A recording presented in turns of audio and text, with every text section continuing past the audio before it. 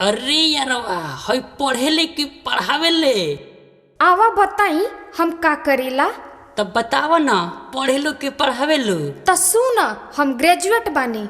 अच्छा, ग्रेजुएट बाड़ू? हाँ।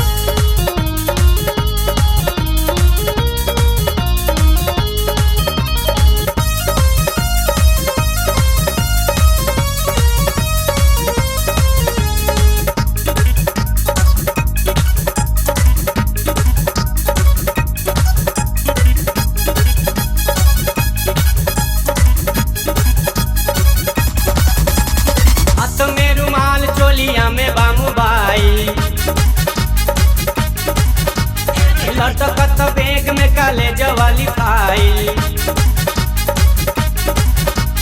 हाथ में रुमाल चोलिया में बा मोबाइल।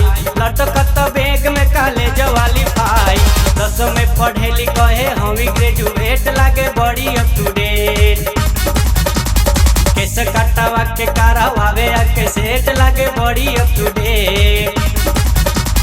हाथ में रुमाल चोलिया में बा मोबाइल, लटकत बैग में कॉलेज वाली फाइल।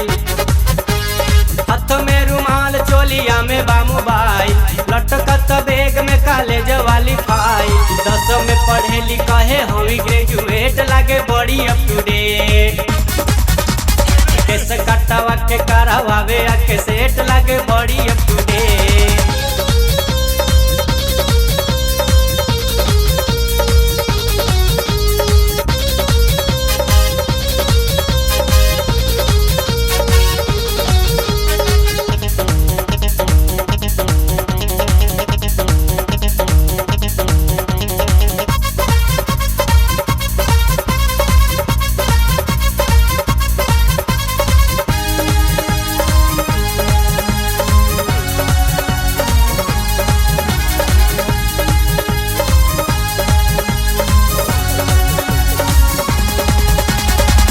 में दुपट्टा चाहे अंगूरी देखावेली, अंगूरी देखावेली हो अंगूरी देखावेली। आँखें मारी मारी के केहू से बतियावेली, केहू से बतियावेली, केहू से बतियावेली। दांतों में दुपट्टा चाहे अंगूरी देखावेली, आँखें मारी मारी के केहू से बतियावेली। ओ आँखें मारी मारी के केहू से बतियावेली।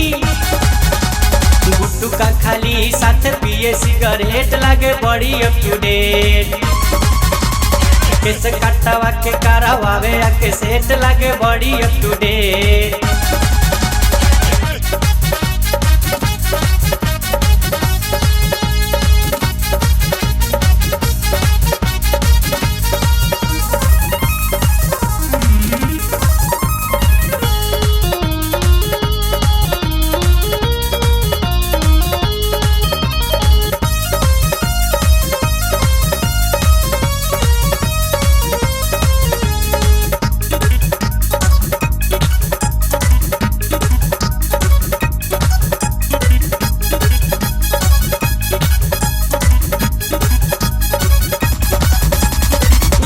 के पीछे टूटल बाबा के तो कनिया, बाबा के तो कनिया हो बाबा के तो कनिया। सोना चांदी छोड़ी के बेचेले गुड़ चनिया, बेचेले गुड़ चनिया, बेचेले गुड़ चनिया।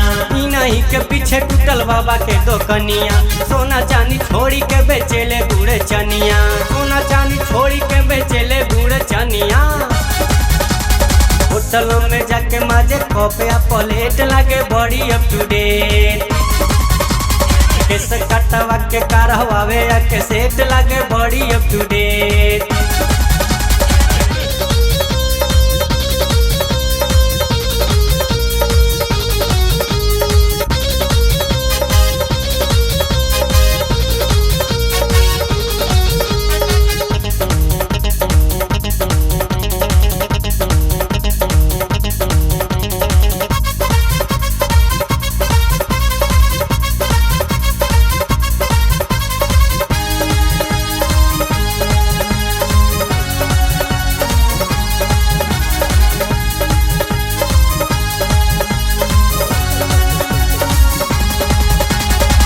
अलग अलग पता सबके लिखावेली हो सबके लिखावेली। होटल में केहू के रेस्टोरेंट में बोलावेली